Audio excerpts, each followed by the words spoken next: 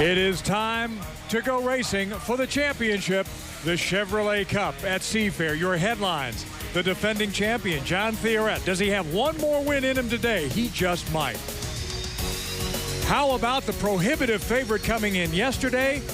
Dave Villwock hasn't lost a final all season long. Could this be it in his hometown? And how about the youngster, Jeff Bernard? Could there be an upset in the making? Just some of the stories for the 2007 Chevrolet Cup at Seafair.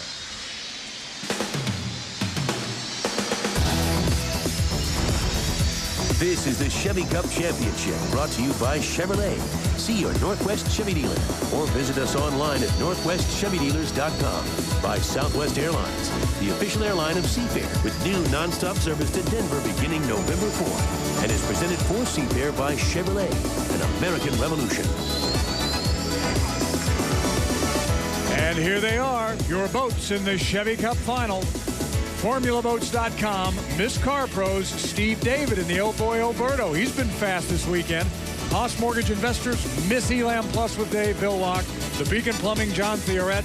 And ProCraft Windows, the doctor, is in the final as well. 7 boats have made the final, including the provisional winner, Ken Muscatel. And with just about 4 minutes till we go racing, let us meet these drivers one more time and hear from our experts, beginning with, take a look, Jeff Bernard in the FormulaBoats.com, the U5 boat, Mike. He's a young lad that's already shown us that he deserves to be an unlimited hydroplane champion, and this may be his opportunity. Does he have enough boat speed? I think he has enough skill. Bill Rocky, he's a quiet-spoken young man. Is he going to be loud? Is he going to make a noise on the course today? Steve, quiet but confident. I talked to him. He said everything's running great. He's looking forward to this final, and we've been talking about all the young guys. If he wins this, just like Kaylee Perkins, it's going to be the highlight of his career. Talk about young guys. How about this kid with the baby face, J. Michael Kelly, Chip? Maybe the most raw, talented driver out here today. J. Michael Kelly has won in every single class he's ever been in. They just got to get a boat underneath of him. I don't think he's got the boat, though, today. From the baby-faced kid to the veteran, Steve David in the Oh Boy Alberto, the sausage boat. Nothing better for Art Alberto than this kind of birthday present, Mike. This is Doc Holliday at the poker table looking for an ace-high straight up the sleeve for this guy. I don't think he's shown us everything he has. And Chip, you have been high on David Bryant the entire weekend in the Haas Mortgage Investors boat. What impresses me about David is that he came from a different kind of hull, a flat bottom hull. Nothing like a hydroplane, and for him to adapt this quickly means he's got a lot of talent.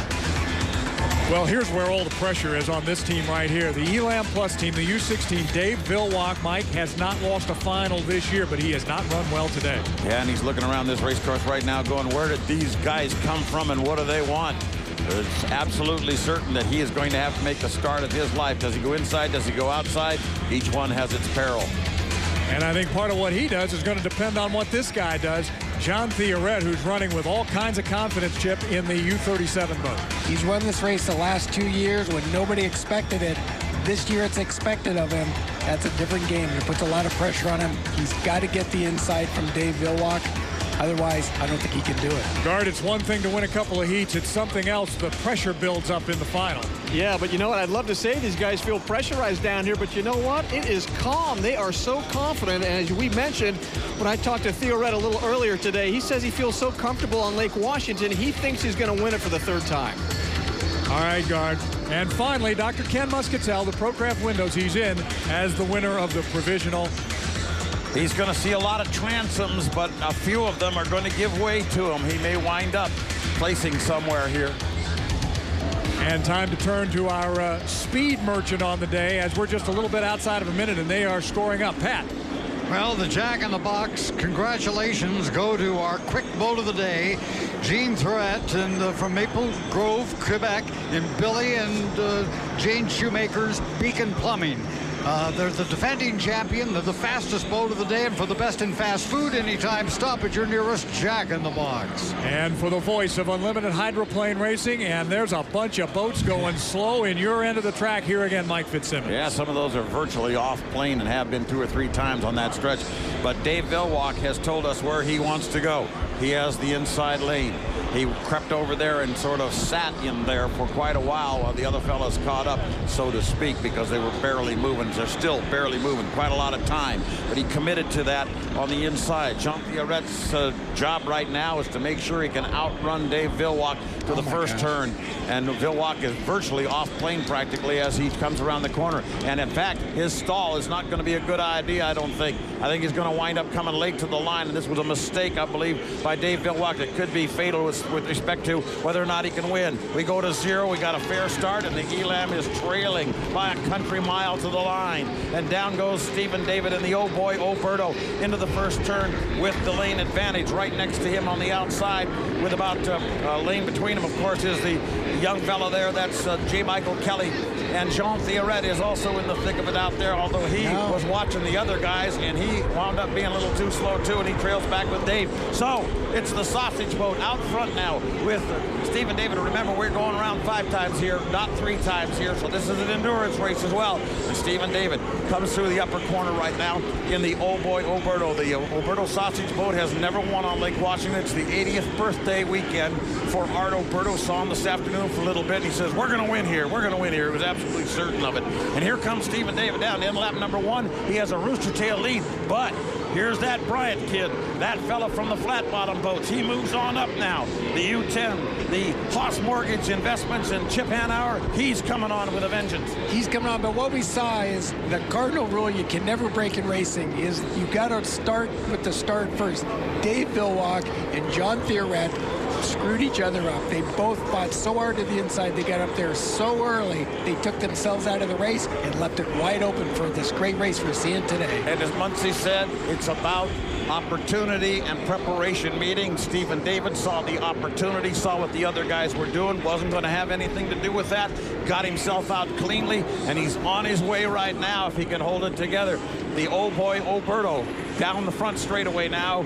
Brand new boat this year, owned by the 13,000 citizens of Madison, Indiana, and sponsored by Oberto, a sponsor in Hydroplane Racing, clear back to 1975, Pat. I don't know who it's going to be, but we're going to have a new champion at the Chevrolet Cup at Seafair in 07.